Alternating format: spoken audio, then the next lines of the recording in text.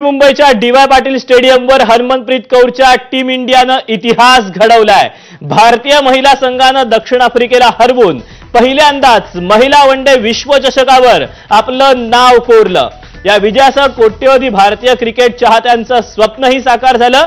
या सामन्यात भारतानं दक्षिण आफ्रिकेसमोर 299 धावांचं आव्हान ठेवलं होतं आणि या आव्हानाचा पाठलाग करताना दक्षिण आफ्रिकेची कर्णधार लॉला वुलवॉर्टनं शतकी खेळी केली, पण एका बाजूने अपेक्षित साथ न लाभल्यानं तिचे प्रयत्न अपुरे ठरले आणि भारतानं एका ऐतिहासिक विजयाला गवसणी घातलेली आहे।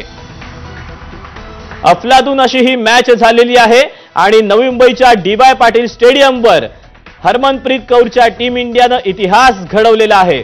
भारतीय महिला संघानं दक्षिण आफ्रिकेला नमवलेलं आहे, हरवलेलं आहे आणि पहिल्यांदाच महिला वनडे विश्वचषकावर आपलं नाव कोरलेलं आहे।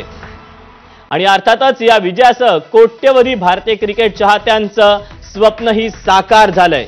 या सामन्यात भारतानं दक्षिण आफ्रिकेसमोर 299 धावांचं आव्हान ठेवलं होतं।